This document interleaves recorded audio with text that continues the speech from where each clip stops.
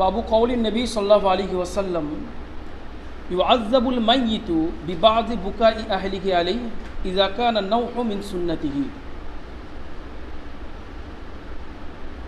কিছু পরিবারের কিছু লোকের কান্নায় মাইয়িতকে আযাব দেওয়া হয়ে থাকে যখন কি ওই নোহাখানিটা বিলাপটা তাদের মধ্যে প্রচলিত। ব্যাপারটা হচ্ছে যে কেউ মারা গেলে তারপরে দুঃখ প্রকাশ করা, দুঃখিত হওয়া, বা ভবিষ্যতেও তার কথা মনে পড়লে দুঃখিত হওয়া, কেঁদে ফেলা, চোখ থেকে পানি আসা, বা মৃত্যুর খবর শুনে কান্না, এগুলোতে কোনো সমস্যা নেই। সমস্যাটা হচ্ছে যখন বিলাপ করা হবে, কারণ বিলাপটা যে সবর করা হয়েছে সে সবরের খেলাফ, সেই জন্য নিষেধ করা হয়েছে। আম্মাজান আয়েশা রাদিয়াল্লাহু তাআলা আনহা তিনি এই সম্পর্কে যে কথাগুলো বলেন অন্যান্য সাহাবীদের কাছ থেকে রেওয়ায়াতগুলো ঠিক তার ভিন্ন আছে। ইমাম বুখারী রাহমাতুল্লাহ আলাইহি আম্মাজান আয়েশা রাদিয়াল্লাহু তাআলা আনহার রেওয়ায়াতকেই প্রাধান্য দিয়েছেন, বরং ওটা না বলে বলতে হবে দুটো রেওয়ায়াতকে তদবিক দিয়ে তিনি একটা কথা বলেছেন, সেটা হচ্ছে ইযা কানা নাওহু মিন সুন্নাতিহি, যখন কি নোহাখানিটা তাদের পরিবারের, তাদের ফ্যামিলির ট্র্যাডিশন হয়ে আছে, প্রচলন মানে তাদের অভ্যাসের মধ্যে হয়ে আছে। যদি কোনো ব্যক্তি এটা জানে যে তার পরিবারের লোকেরা বা মেয়েরা এইরকমভাবেই কান্নাকাটি করে, যে মারা গেলে একবারে চিৎকার করে বাপের নাম দিয়ে বাপ এই ছিল গো, বাপ ওই ছিল গো, বা ভাই এই ছিল গো, এটাকে দিয়ে ভালোবাসত গো, এরকম বিভিন্ন কথা বলে কান্নাকাটি, এগুলো ইসলামে জায়েজ নয়। সেই হিসাবে যদি সে এটা জানে যে আমাদের পরিবারের লোক এরকম করে, তারপরেও সে নিষেধ করেনি বা আগে থেকে বলেনি বা তাদের পরিবারে সে শিক্ষাটা সে দেয়নি, তাহলে অবশ্যই ওই রকম কান্নাতে তার গুনাহ হবে, তার আযাব দেওয়া হবে, অর্থটা হচ্ছে তার গুনাহ হবে। আর যদি সে এটা না জেনে থাকে তাহলে তার সে গুনাহটা হবে না, কারণ সে জানতো না যে এরকম কেউ করবে। আম্মাজান আয়েশা রাদিয়াল্লাহু আনহা বলেছেন, এখানে মোট কয়েকগুলি রেওয়ায়াত, তার মধ্যে একটা আছে আম্মাজান আয়েশা তাআলা বলছেন রাসূলুল্লাহ সাল্লাল্লাহু আলাইহি ওয়াসাল্লাম তিনি একটা ইহুদিয়া মহিলার পাশ থেকে যাচ্ছিলেন, তখন তার পরিবারের লোকেরা কাঁদছিল। তখন রাসূলুল্লাহ সাল্লাল্লাহু আলাইহি ওয়াসাল্লাম বলেছিলেন যে এরা এখানে কাঁদছে, অথচ তাকে আযাব দেওয়া হচ্ছে। এটা হচ্ছে তার আমলের জন্য বলেছেন, যেহেতু সে কাফির অবস্থায় মারা গেছে। আর হযরতে উমর রাদিয়াল্লাহু আনহু ইন্তেকালের সময় বা অন্যান্য আরও বিভিন্ন রেওয়াজ সামনে আসে, যেখানে আসছে যে তাদের কাঁদতে নিষেধ করা হয়েছে, যেহেতু রাসূলুল্লাহ সাল্লাল্লাহু আলাইহি ওয়াসাল্লাম বলেছেন ইন্নাল মাইয়িতা ইউআযাবু বিবাদি বুকাই আহলিহি আলাইহি, যে মাইয়িতকে তার পরিবারের কিছু লোকের কান্নার কারণে আযাব দেওয়া হয়েছে। কিছু লোক এই জন্য বলা হয়েছে সবাই মিলে তো নোহাখানি করে না, কিছু এমন থাকবে যারা এটা করবে। নোহাখানি মানে বিলাপ করে কাঁদা। এবারে কান্নাকাটি বা মন থেকে দুঃখ প্রকাশ করা, এতে কোনো অসুবিধা নেই। ওটা এখানে রেওয়ায়াত আছে যে ইন্নামা ইয়ারহামুল্লাহু মিন ইবাদিহি রুহামা বলে, যে হাযিহি রাহমাতুন। রাসূলুল্লাহ সাল্লাল্লাহু আলাইহি ওয়াসাল্লামের সুপুত্রী হযরত যায়নাব রাদিয়াল্লাহু তাআলা আনহা, তিনি তার পুত্র আলী ইবনুল আস রাদিয়াল্লাহু তাআলা আলী ইবনুল আস রাদিয়াল্লাহু তাআলা যখন ইন্তেকাল করেন, তখন রাসূলুল্লাহ সাল্লাল্লাহু আলাইহি ওয়াসাল্লাম ডাকেন। সে রেওয়ায়াতের সামনে আসছেন রাসূলুল্লাহ সাল্লাল্লাহু আলাইহি ওয়াসাল্লাম তার ইন্তেকালে চোখ থেকে পানি পড়ে, এবং যখন সাহাবেকনা বলে আপনি কাঁদছেন, তখন রাসূলুল্লাহ সাল্লাল্লাহু আলাইহি ওয়াসাল্লাম বলেন হাযিহি রাহমাতুন জাআলাহাল্লাহু ফি কুলুবি ইবাদিহি, এটা একটা দয়া, একটা কমলতা, যেটা আল্লাহ তাআলা রাব্বুল আলামিন তার বান্দাদের অন্তরে দিয়েছেন। ইন্নামা ইয়ারহামুল্লাহু মিন ইবাদিহি রুহামা, অবশ্যই আল্লাহ তাআলা তার বান্দাদের মধ্য থেকে যারা করুণাময়, যারা নম্র, যারা কমল, তাদের প্রতি দয়া করে থাকেন। তাহলে কান্না কাটি এইসব নিষেধ নয়। ইব্রাহিমের ইন্তেকাল, ইব্রাহিম রাদিয়াল্লাহু তাআলা রাসূলুল্লাহ সাল্লাল্লাহু আলাইহি ওয়াসাল্লামের সুপুত্র ইব্রাহিমের ইন্তেকালের পরে রাসূলুল্লাহ সাল্লাল্লাহু আলাইহি ওয়াসাল্লাম এর চোখ থেকে পানি পড়েছিল, এবং রাসূলুল্লাহ সাল্লাল্লাহু আলাইহি ওয়াসাল্লাম বলেছিলেন আমাদের চোখ কাঁদছে, আমাদের অন্তরগুলো ব্যথিত হয়েছে, দুঃখিত হয়ে রয়েছে, কিন্তু আল্লাহ তাআলা রাব্বুল আলামিন যা ফায়সালা দিয়েছেন তার প্রতি আমরা সন্তুষ্ট। আবার এটাও বলেছিলেন ওয়াইন্না লিফিরাকিকা ইয়া ইব্রাহিম লামাহজুনুন, অবশ্যই হে ইব্রাহিম তোমার বিয়োজনে আমরা দুঃখিত। তাহলে এইগুলো সমস্যা নেই। এই নোহাখানিটা সঙ্গে সঙ্গে নিষেধ করতে হবে। যদি কেউ মারা যায় তোমাদের পরিবারে, আমাদের পরিবারে, বা যে কোনো জায়গাতে মারাতে যাবে সকলেই, তখন সঙ্গে সঙ্গে এটাকে কঠোরভাবে দমন করে দিতে হবে। কারণ এটা হচ্ছে যদি তার পরিবারের ব্যাপারে সে আগে থেকে জেনে থাকে যে আমার পরিবারের লোকেরা নোহাখানি করতে পারে, তারপরেও সে বাধা দেয়নি, তাহলে তার জন্য গুনাহটা তখন হবে যখন নোয়াখানিটা হবে। যখন নোয়াখানি হবে না, মানে বিলাপ করে কান্নাকাটি হবে না, আর সে বারণও করে যায়নি, তাহলে তো গুনাহটা হবে না। সেই জন্য বলা যায় না তিনি বারণ করেছেন কি করেননি, যাই করুন না কেন, সেই জন্য এটাকে সঙ্গে সঙ্গে কঠোরভাবে দমন করে দিতে হবে, কঠোরভাবে দমন করে দিতে হবে। কারণ যিনি মারা গেছেন তিনি যদি বারণ করে না যান, তিনি যদি এটা জেনে থাকেন যে আমার ইন্তেকাল করার পরে বা আমাদের পরিবারে এটা হয়ে থাকে কেউ বিলাপ করে কাঁদে, তাহলে তার জন্য তার গুনাহ হবে, সে যিনি মারা গেছেন তার গুনাহ হবে। কিন্তু আমভাবে যদি কেউ কাঁদে বা বাইরে থেকে আত্মীয় স্বজনরা এসে কেঁদেছে, এটা কেঁদেছে, সেই কান্নাটা তার জন্য গুনার কারণ হবে যদি সেটা সবরের বিরুদ্ধে। কিন্তু ওই ব্যক্তি তাদের কান্নার কারণে যিনি মারা গেছেন তার আযাব হবে না, যেহেতু তারা তার পরিবারভুক্ত নয়। আত্মীয় স্বজন হতে পারে, যেই হতে পারে, তার পরিবারভুক্ত নয়। লিকাউলিল্লাহি তাআলা কু আনফুসাকুম ওয়া আহলিকুম নারা, কু আনফুসাকুম ওয়া আহলিকুম নারা। ইমাম বুখারী রাহমাতুল্লাহ বলছেন এটা কেন কিছু ব্যক্তির কান্নায় তার আযাবটা দেওয়া হবে? কারণ হচ্ছে প্রত্যেকটা ব্যক্তির দায়িত্ব হচ্ছে জাহান্নাম থেকে যেমন নিজেকে রক্ষা করা, তেমন তার পরিবারকে রক্ষা করা। সে এই জাহিলি যুগের ট্রেডিশন, যেটা জাহিলি যুগে হতো রাসূলুল্লাহ সাল্লাল্লাহু আলাইহি ওয়াসাল্লামের পূর্বের নবুয়াতের পূর্ববর্তী যুগটাতে, যে জাহিলি যুগে যে কাজগুলো হতো সেই কাজ থেকে সে নিষেধ করেনি। সে জাহিলি যুগের কাজ থেকে, জাহিলি ট্রেডিশন, সে সময় সভ্যতার যে কুকীর্তিগুলো ছিল সেগুলো থেকে নিষেধ করা, সেগুলো দূরে রাখা প্রত্যেকটা ব্যক্তির দায়িত্ব। সেই দায়িত্ব সে পালন করেনি। আর রাসূলুল্লাহ সাল্লাল্লাহু আলাইহি ওয়াসাল্লাম বলেছেন কুল্লুকুম রাঈন ওয়া কুল্লুকুম মাসউলুন আন রাইয়াতিহি, তোমরা সকলেই দায়িত্ববান আর তোমরা তোমাদের সকলেই দায়িত্বের ব্যাপারে জিজ্ঞাসিত হবে।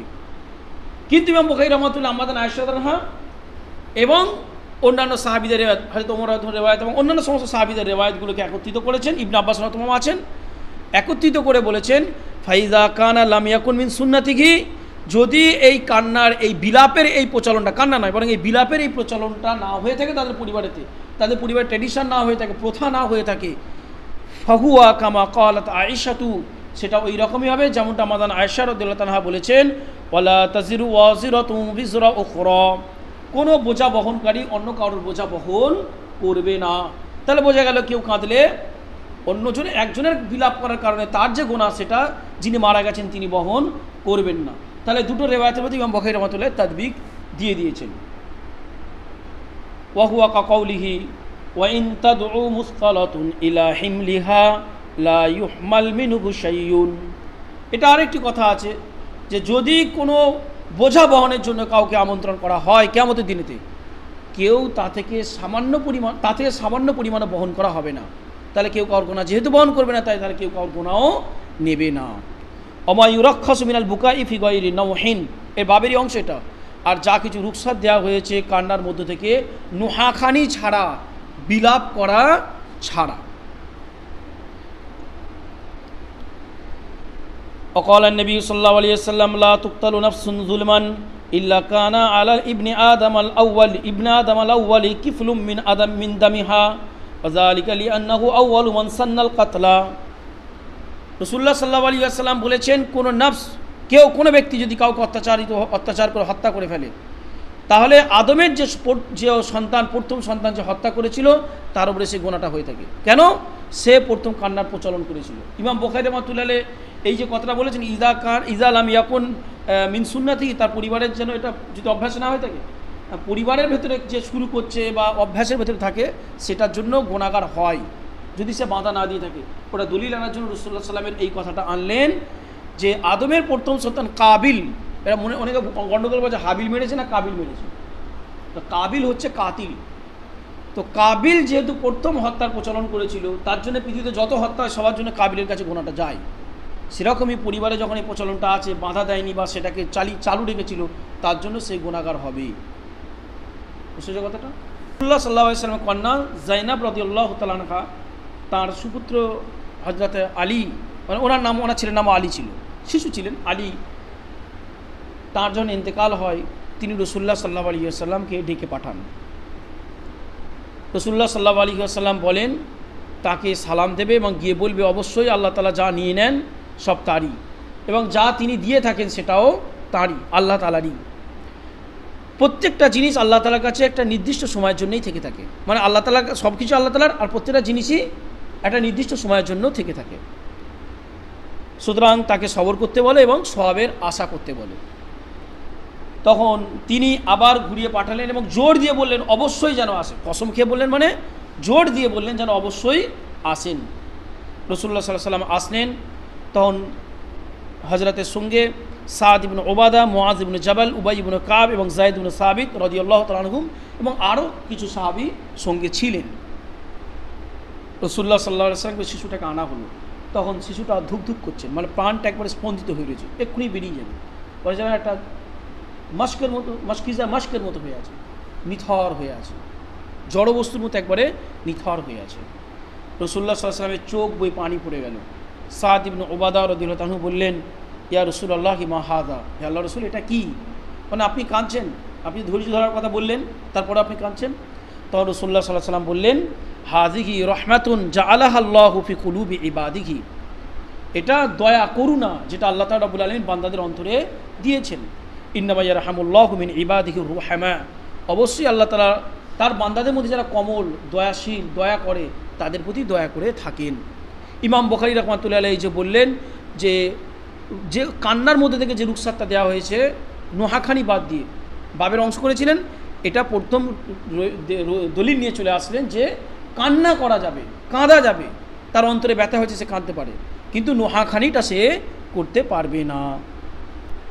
আবদুল্লাহ ইবনে উবাইদুল্লাহ ইবনে আবি মুলাইকা বলছেন, উসমান রাদিয়াল্লাহু তাআলা আনহুর একটি কন্যা মক্কা শরীফে ইন্তেকাল করেন।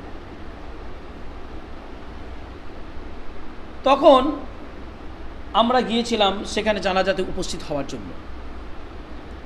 সেখানে ইবনে ওমর এবং আবদুল্লাহ ইবনে আব্বাস রাদিয়াল্লাহু তাআলা আনহুমাও ছিলেন, আমি তাদের মাঝে বসেছিলাম। অথবা এটা বলেছেন আমি তাদের একজনের কাছে বসেছিলাম, তারপরে আর একজন এসে আমার পাশে বসেছেন, তাহলে আমার মাঝখানে হয়ে গেল, আমি মাঝখানে হয়ে গেলাম। তখন আবদুল্লাহ ইবনে ওমর রাদিয়াল্লাহু তাআলা আনহু তিনি আমর ইবনে উসমানকে বললেন, যিনি ইন্তেকাল করেছেন তার ভাইকে বললেন, তুমি এই কান্না থেকে বাধা দিতে পারছো না? কারণ রাসূলুল্লাহ সাল্লাল্লাহু আলাইহি ওয়াসাল্লাম বলেছেন যে মাইয়িতকে তার পরিবারের লোকের কান্নার কারণে আযাব দেওয়া হয়ে থাকে। তো আমি এটা শুরুতে বলেছি, এটা হচ্ছে যখন সেই পরিবারের কান্নার প্রচলন থাকবে, অথবা কিছু সাহাবীর এটা মাসলাকি ছিল যে কাঁদলে আযাব হয়। তবে আরেকটা হচ্ছে এই কান্নাটা বিলাপ করে হয়তো ছিল, বা কেউ হয়তো বিলাপ করে কাঁদছিল, সেই জন্য বলেছেন কান্নাটাকে থামাও, নির্ধারিত করে বলেছেন, পুরো কান্না থামানোর কথা উনি বলেননি। তবে এটা হলো যখন প্রচলন থাকবে সে বারণ করে যায়নি।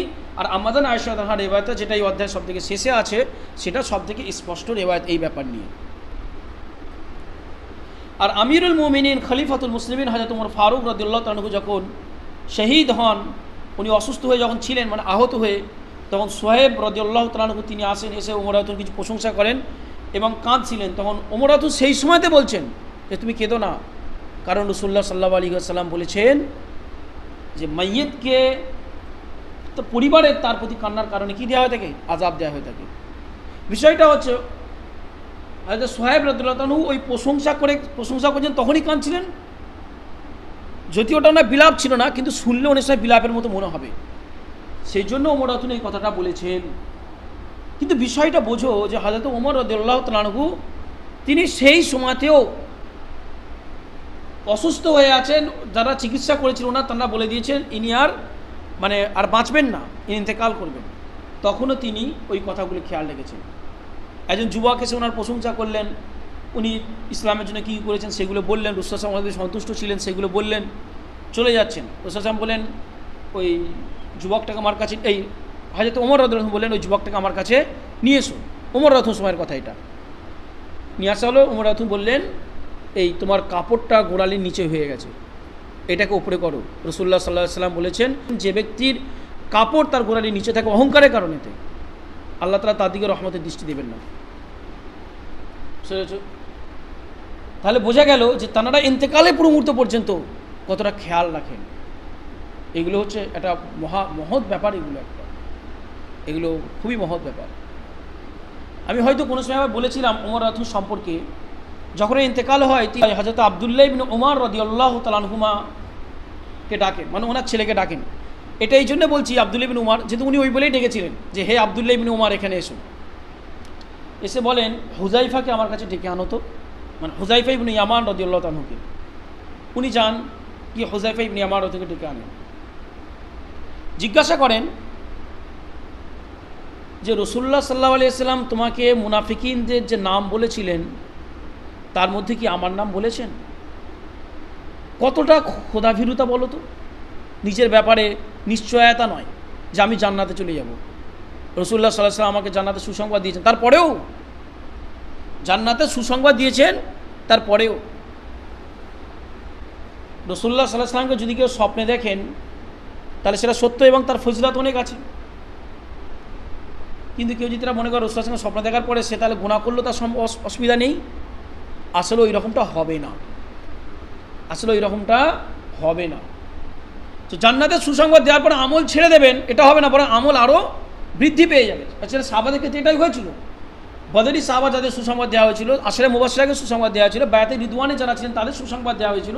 এরকম হয়নি যে তারা ইবাদত ছেড়ে দিচ্ছেন, নাউজুবিল্লাহ, এরকম নয়, বরং ইবাদতের আরও পরিমাপ বেড়ে যাবে, এরকম হয়েছিল। হুযায়ফা রাদিয়াল্লাহু তাআলা এসে বললেন যে এই নামগুলো রাসূলুল্লাহ সাল্লাল্লাহু আলাইহি ওয়াসাল্লাম আমাকে খুব একান্তভাবে বলেছিলেন, সিক্রেটলি, আমি এটা বলতে পারবো না আপনাকে। তখন ওমর রাদিয়াল্লাহু বললেন, আচ্ছা ঠিক আছে, তাদের নাম বলতে হবে না, বরং আমার নামটা আছে কিনা বলো, ওর ভিতরে আমার নামটা আছে কিনা বলো।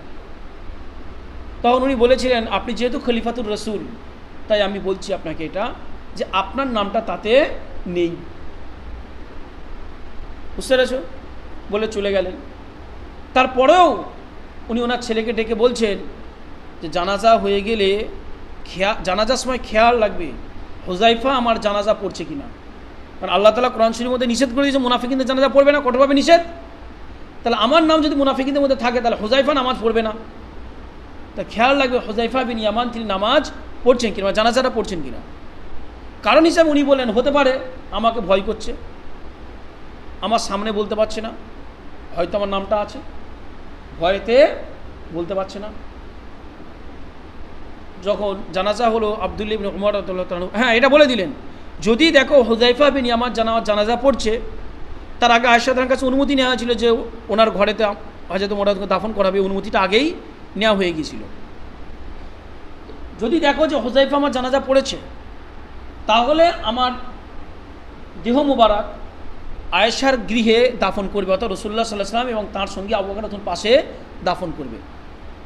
আর যদি দেখো যে তিনি আমার জানাজা পড়েননি, মানে হুযায়ফা যদি আমার জানাজা না পড়ে থাকেন রাদিয়াল্লাহু আনহু, তাহলে এমনি আমাকে জান্নাতুল বাকিতে গিয়ে পুঁতে দেবে, ওখানে আছে গর্ত করে তাতে দিয়ে দেবে। হযরত আব্দুল্লাহ ইবনে উমর রাদিয়াল্লাহু তাআলা তিনি খুব খেয়াল রাখলেন, পিতার আদেশ এটা, দেখলেন যে হুযায়ফা ইবনে ইয়ামান রাদিয়াল্লাহু একবারে প্রথম সারিতেই জানাজার নামাজটা পড়ছেন।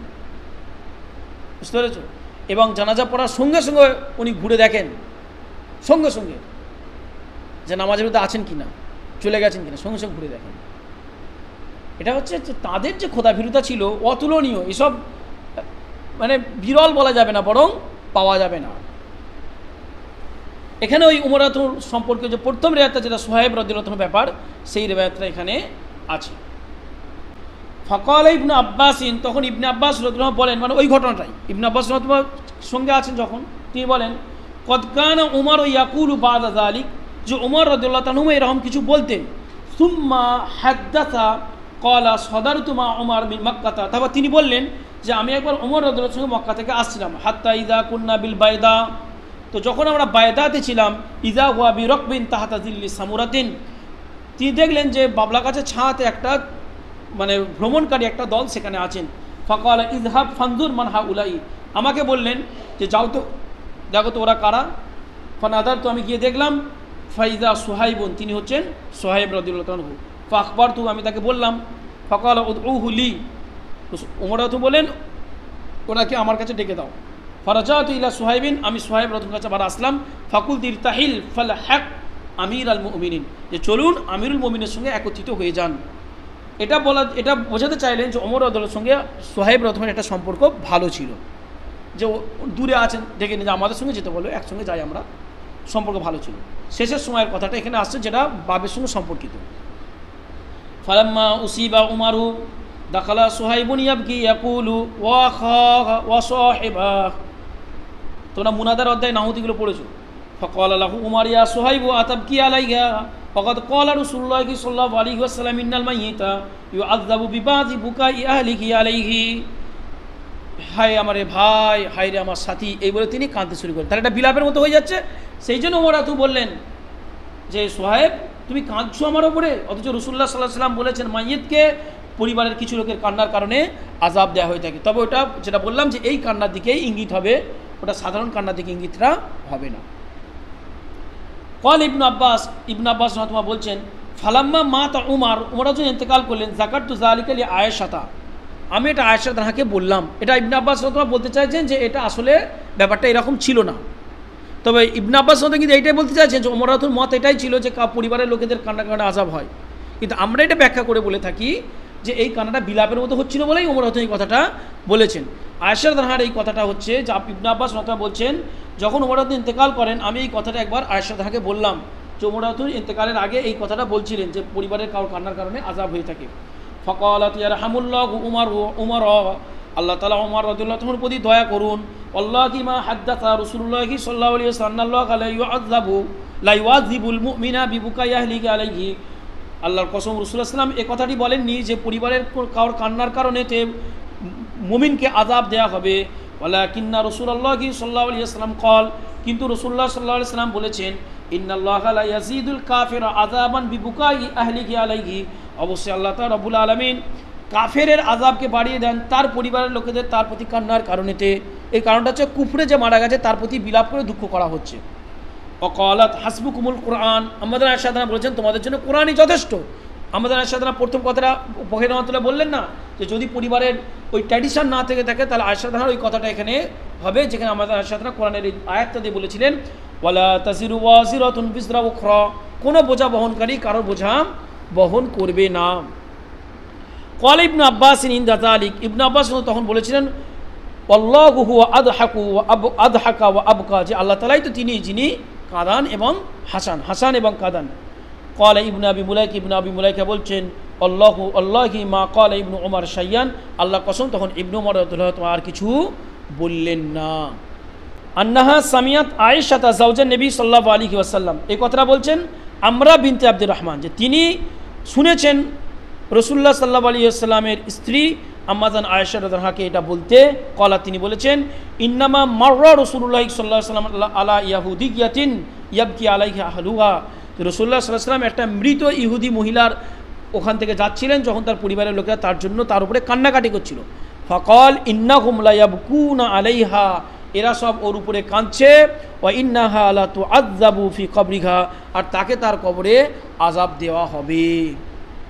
এটা হচ্ছে ব্যাপার আমাদের আয়েশা রাদিয়াল্লাহু যে এটা কাফিরদের সঙ্গে সম্পর্কিত। আর ইমাম বুখারী রাহমাতুল্লাহ সমস্ত রায়াতে একত্রিত করে বলেছেন যখন তার পরিবারের এটা প্রচলন আছে সে নিষেধ করে যায়নি। হয়তো আনাস বিন মালিক রাদিয়াল্লাহু আনহু তিনি বলেছেন, তিনি বর্ণনা করছেন রাসূলুল্লাহ সাল্লাল্লাহু আলাইহি ওয়াসাল্লামের পুত্র হযরতে ইব্রাহিমের যখন ইন্তেকাল হয়, যখন তার জীবনের শেষ ঘড়ি, তখন রাসূলুল্লাহ সাল্লাল্লাহু আলাইহি ওয়াসাল্লাম সেখানে আসেন। যখন ইন্তেকাল করেন তখন ইব্রাহিম তিনি ওনার যে দুধ পিতা, মানে যে মহিলার কাছে উনি দুধ পান করেছেন, দুধ পিতা তার কোলে ছিলেন, বুঝতে পেরেছ, তার কোলে ছিলেন। জির বলা হয় যিনি দুধ পান করান তার স্বামীকে, তার মানে দুধ পিতা যিনি। রাসূলুল্লাহ সাল্লাল্লাহু আলাইহি ওয়াসাল্লাম ইব্রাহিমকে নিলেন, চুম্বন করলেন এবং শুঁকলেন। হাদিস শরীফে আছে বিভিন্ন জায়গাতেই যে শিশুদের শোঁকা নিজের সন্তানদের বা শিশুদের, যার সন্তানকে ধরে নয়, রাসূলুল্লাহ সাল্লাল্লাহু আলাইহি ওয়াসাল্লাম হাসান হোসেন এবং নিজের সন্তান যারা শিশু, একবারে শিশু, তাদের শুঁকতেন, চুমু খেতেন। কারণ রাসূলুল্লাহ সাল্লাল্লাহু আলাইহি ওয়াসাল্লাম বলতেন এদের খুশবুগুলো যেন জান্নাতের খুশবু, এবং শিশুদের গায়ের গন্ধ ভালো লাগে। একবারে যারা কোলে যারা শুয়ে থাকে হামাহামি, মানে গায়ে ঘাম দেওয়া যখন শুরু হয় না তখনকার শিশু আর কি, ওদের গন্ধ ভালো লাগে। সুম্মা দাখালনা আলাইহি বাদা যালিক, ততপর আমরা ইব্রাহিমের কাছে আরও একবার গেলাম। ও ইব্রাহিম ইয়াজুদু বিনাফসিহি, তখন ইব্রাহিম রাদিয়াল্লাহু তাআলা আনহু তিনি তার কষ্টের মধ্যে আছেন। তখন ইয়াজুদু বিনাফসি মানে নাফসকে নিয়ে কষ্ট করছেন, তার মানে তিনি খুব কষ্টের মধ্যে আছেন। আর এই কষ্টটা বলতে ধুক ধুক করাকে বোঝাচ্ছেন, কষ্ট বলতে এখানে ধুক ধুক করাকে। তার কষ্ট হচ্ছে কি না হচ্ছে সেটা আল্লাহ তাআলাই ভালো জানেন। হতে পারে আল্লাহ তাআলা রব্বুল আলামিন তাকে কোনো কষ্ট দেননি, শিশু ছিলেন, আবার রাসূলুল্লাহ সাল্লাল্লাহু আলাইহি ওয়াসাল্লাম পুত্র হিসাবে হয়তো আল্লাহ তাআলা কোনো কষ্ট দেননি। ইয়াজুদু বিন নাফস, নাফসকে নিয়ে তিনি প্রচেষ্টা করছিলেন, মানে প্রাণ ধুক ধুক করছিল। আর রসুল্লাহ সাল্লাহ আলী আসসালামের দুটো চোখ অশ্রু সজল হয়ে গিয়েছিল। তখন হজরতে আব্দুর রহমান ইবনে আউফ রাদিয়াল্লাহু তাআলা বললেন, আপনিও হে আল্লাহ রসুল, মানে আপনিও কাঁদছেন কারোর বিয়োজনে? হয়তো আব্দুর রহমান ইবনে আউফ রাদিয়াল্লাহু মনে করেছিলেন যে ধৈর্য ধরা, কারোর বিয়োজনে ধৈর্য ধরার এটাও ইঙ্গিত যে সে কাঁদবে না, কিন্তু আসলে সেটা নয়। অন্তর দুঃখিত হবে, চোখ অশ্রু সজল হবে। কিন্তু ওই জন্য আমি শুরুতেও বলেছি যে ধৈর্য ধরা বলতে আল্লাহ তাআলার সিদ্ধান্তে সন্তুষ্ট হওয়া, আল্লাহ তাআলা যেটা দিয়েছেন মুসিবত দিক যাই দিন না কেন তার সন্তুষ্ট হওয়া, ধৈর্য ধরা এবং এর পরিবর্তে আল্লাহ তাআলা সওয়াব দেবেন এই আশা রাখা, এটাই হলো সবর। বিলাপ না করা, ভেঙে না পড়া, এটা হলো সবর। তখন রাসূলুল্লাহ সাল্লাল্লাহু আলাইহি ওয়াসাল্লাম বলেন, এই আওফের পুত্র রাদিয়াল্লাহু তাআলা আনহু, এটা হচ্ছে দয়া, করুণা, যেটা রাসূলুল্লাহ সাল্লাল্লাহু আলাইহি ওয়াসাল্লাম আগে বলেছিলেন আলী ইবনে আস ইবনে রবির ইন্তেকালের সময়তে, যে এটা হচ্ছে রহমত যেটা আল্লাহ তাআলা জালাহাল্লাহু ফি কলবিল মুমিন, যেটা আল্লাহ তাআলা রব্বুল আলামিন মুমিনের কলবে দিয়েছিলেন। ইন্নাল্লাহা ইয়ারহামু মিন ইবাদিহির রুহামা, যে আল্লাহ তাআলা রব্বুল আলামিন তার বান্দাদের মধ্যে যারা কমল দয়ালু তাদের প্রতি দয়া করে থাকেন, ওখানে বলেছিলেন। রাসূলুল্লাহ সাল্লাল্লাহু আলাইহি ওয়াসাল্লাম এখানে বললেন যে হে আওফের পুত্র, এটা হচ্ছে দয়া, মনের কমলতা, করুণা। তারপর আরও এক ফোঁটা পানি বেরিয়ে আসলো। তখন রাসূলুল্লাহ সাল্লাল্লাহু আলাইহি ওয়াসাল্লাম বললেন, চোখ অশ্রু সজল হচ্ছে, অন্তর দুঃখিত হচ্ছে, বা চোখ অশ্রু সজল, অন্তর দুঃখিত। ওয়ালা নাকুল ইল্লামা ইয়ারদা রব্বুনা, এটা মুঝুলো পড়া যাবে, কিন্তু আমরা সেটাই বলবো যেটাতে আমাদের রব সন্তুষ্ট। আমাদের রব যেটা চান, যেটা আল্লাহ তাআলা চান, যেটা আল্লাহ তাআলা সন্তুষ্ট, আমরা মুখ থেকে সেই কথাটাই বলবো। যেটা করেছেন সেটা ভালোর জন্যই করেছেন বলবো, মানে আমরা যে কথাগুলো মুখ থেকে বলবো যা সেটা আল্লাহ তাআলা রব্বুল আলামিনের সন্তুষ্টি আনে, আমরা যে ধৈর্য ধরেছি সেটাকে প্রমাণ করে। ওয়া ইন্না বিফিরাকিকা ইয়া ইব্রাহিম লামাহজুনুন, আর অবশ্যই হে ইব্রাহিম তোমার বিয়োজনে আমরা দুঃখিত। হে ইব্রাহিম তোমার বিয়োজনে আমরা দুঃখিত। রাসূলুল্লাহ সাল্লাল্লাহু আলাইহি সাল্লামের পুত্র সন্তানদের মধ্যে কেউ দুনিয়াতে বা হায়াত ছিলেন না, মানে দীর্ঘদিন জীবিত থাকেননি, সকলেই শিশুকালেতেই ইন্তেকাল করেছেন। 3টে অথবা 4টে রাসূলুল্লাহ সাল্লামের পুত্র সন্তান ছিল এবং 2টো কন্যা সন্তান রাসূলুল্লাহ সাল্লামের জীবনদশাতেই ইন্তেকাল করেছেন।